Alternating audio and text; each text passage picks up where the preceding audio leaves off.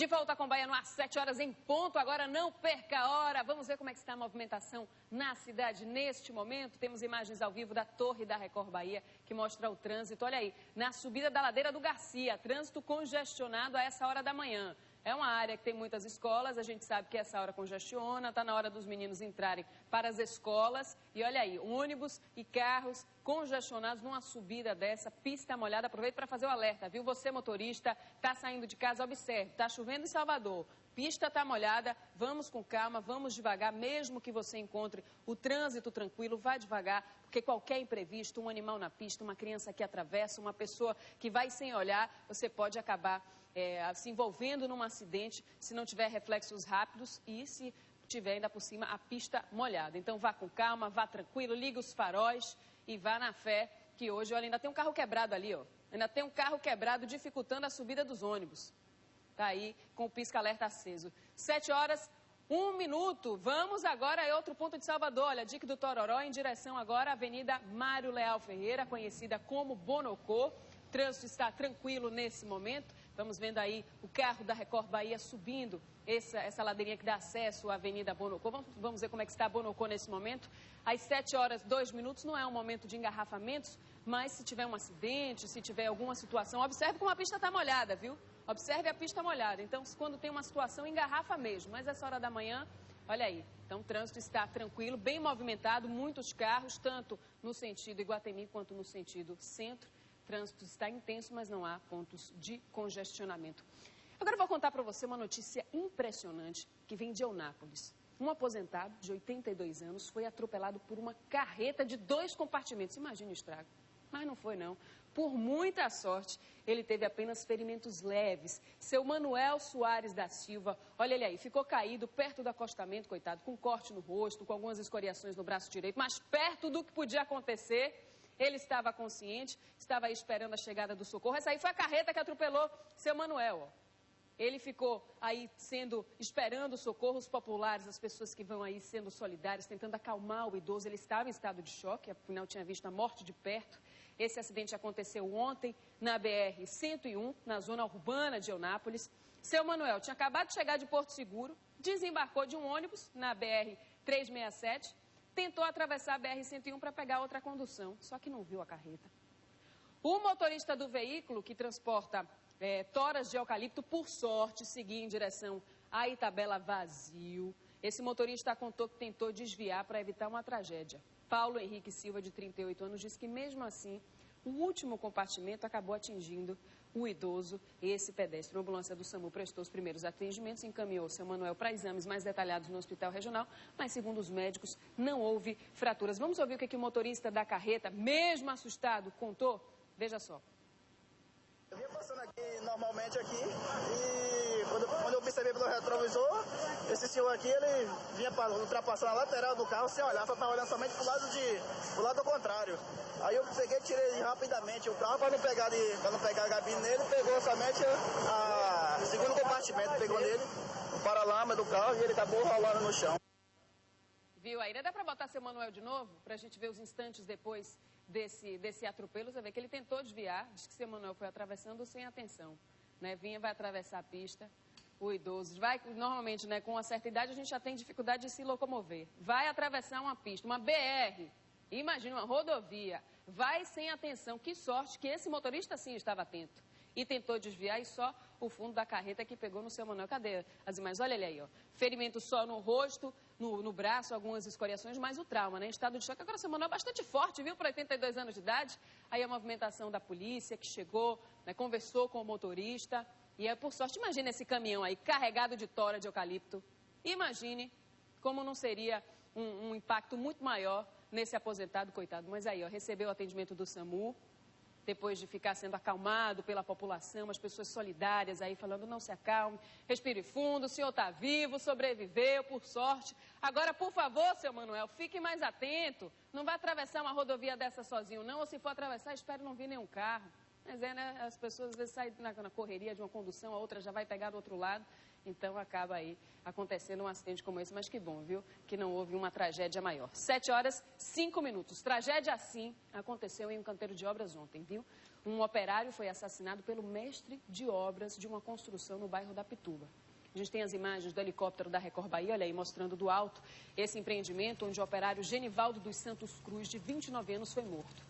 As testemunhas contaram que ele tinha sido demitido há alguns dias e aí foi até o local acertar os detalhes da demissão com o encarregado, Paulo de Oliveira Santos. Os dois teriam discutido, entraram em luta corporal. Aí, durante a briga, o mestre de obras parece que sacou uma arma e disparou contra a vítima. Genivaldo morreu no local e o suspeito, o acusado, fugiu. A construtora enviou uma nota lamentando o episódio, que resultou na morte desse ex-colaborador, manifestou solidariedade à família da vítima, informou que está à disposição das autoridades policiais para colaborar com as investigações. Agora, como é que um mestre de obras vai trabalhar armado? Para quê? Para que precisa de uma arma num canteiro de obras, hein, minha gente? No momento de discussão, acontece isso. Você nem pensa, nem raciocina, pega a arma e atira. Agora, mestre de obra tem que estar armado, isso é profissão, ele tinha autorização para estar com essa arma? Isso a construtora também tem que responder, porque está acontecendo dentro da área de trabalho. E os outros operários que estão em risco também? É no momento de discussão mais acalorada, a gente sabe que acontecem essas discussões, às vezes, no momento, uma divergência, uma coisa, não tem que estar armado, não. Aliás, a arma ela só acontece para isso. É por isso que a polícia sempre recomenda que as pessoas não mantenham armas em casa, que não tenham, porque no momento que entra, por exemplo, um ladrão, né, um bandido para assaltar, ele pega a sua arma e mata você e sua família. Então, a gente anda armado, achando que está se protegendo, olha aí o que acontece. Agora, esse mestre de obras vai responder por homicídio. Homicídio com intenção, viu? Doloso, com intenção de matar. Estava armado, sabia que podia acabar acontecendo uma tragédia como essa aí, infelizmente. Aconteceu. 7h07. Temos a agenda dos candidatos, é isso? Olha só, a política está em efervescência. Né? Daqui a pouco temos as eleições em outubro, a gente tem que começar a ficar preparado, acompanhar, fazer a leitura, saber quem é quem, ouvir as propostas, saber se estão prometendo o que vão cumprir, se estão falando a verdade. Vamos saber a agenda dos candidatos a prefeito para esta terça-feira, os candidatos a prefeito aqui de Salvador. O candidato Márcio Marinho, da coligação Salvador Encontra Seu Caminho, vai cumprir a agenda parlamentar em Brasília. Mário Quertas, da coligação Salvador Tem Jeito, pela manhã, grava programa para a internet e dá entrevista para uma emissora de rádio. Já à tarde, faz caminhada no centro histórico da capital baiana. O candidato da coligação É Hora de Defender Salvador, ACM Neto, toma café da manhã com o arcebispo de Salvador e, pela tarde, cumpre a agenda parlamentar em Brasília.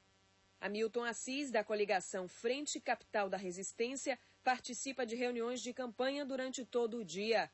O candidato da Luz, do PRDB, também tem encontro com assessores.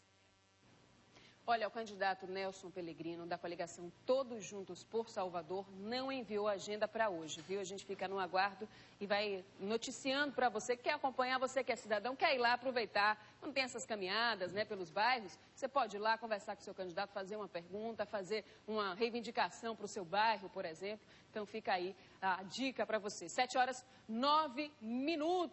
Com um trânsito cada dia mais caótico, bom seria se a gente pudesse usar uma bicicleta, por exemplo, como meio de transporte. Assim seria bom para preservar o meio ambiente e ainda iríamos praticar atividade física. Só que a questão é que Salvador não tem infraestrutura para essa prática esportiva, como vai mostrar para a gente o repórter Felipe Brandão.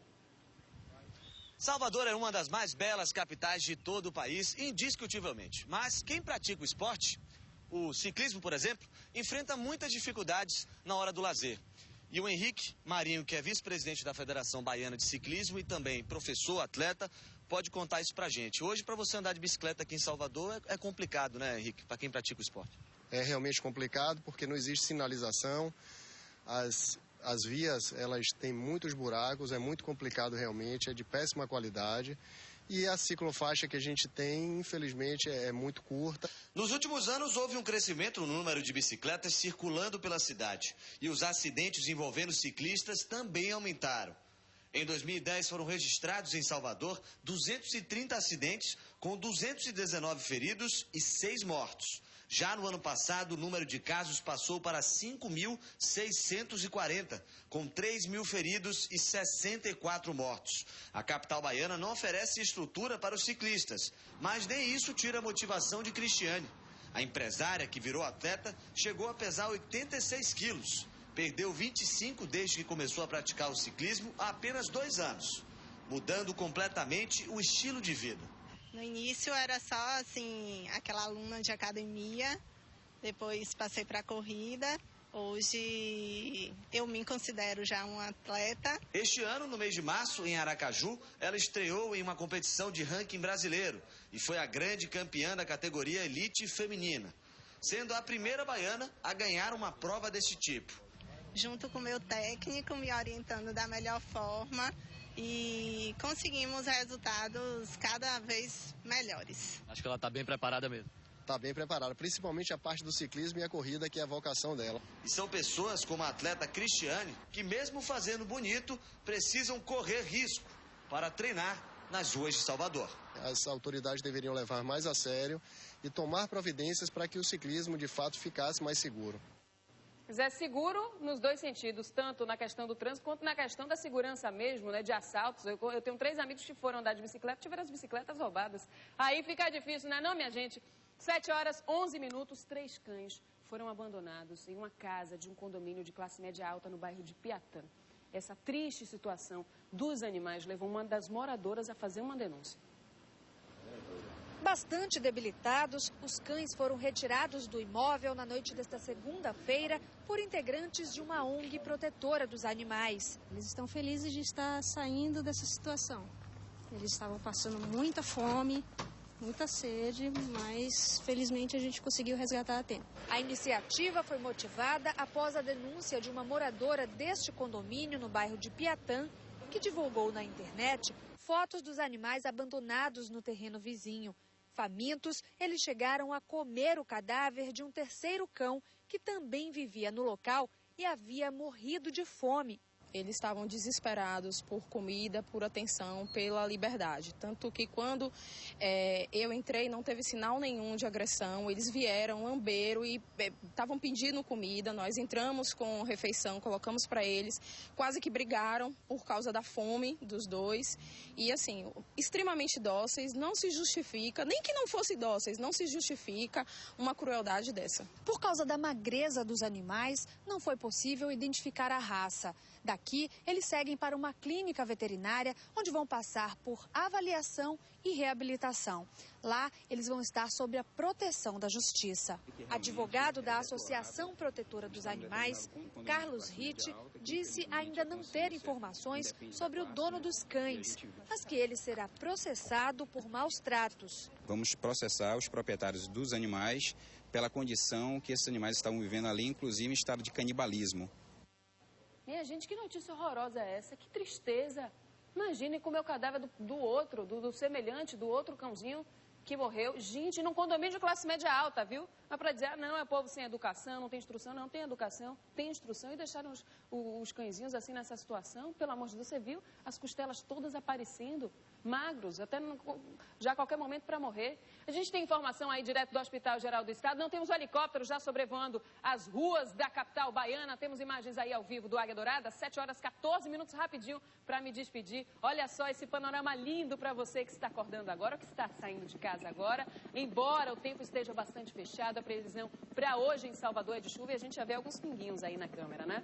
Olha só, céu carregado, mas ainda assim a gente tem uma vista belíssima da nossa cidade do Salvador, que é uma cidade muito bonita, embora esteja maltratada, mas é uma cidade belíssima. Olha só, um brinde a você que está acordando agora, ou que está saindo para trabalhar, ou que está chegando do trabalho agora. Um bom dia para você, uma excelente terça-feira, chuvosa, de frio, saia preparado de casa. Você que é motorista também saia com calma, vá na fé, vá com paciência. Olha aí, as imagens já da orla de Salvador, com trânsito intenso, mas sem pontos de congestionamento. 7h15, eu fico por aqui, porque Raimundo Varela está chegando com o balanço geral, as principais notícias de Salvador, da Bahia, do Brasil e do mundo. Um grande dia para você. Eu volto amanhã às 6h30 da manhã. Tchau, tchau.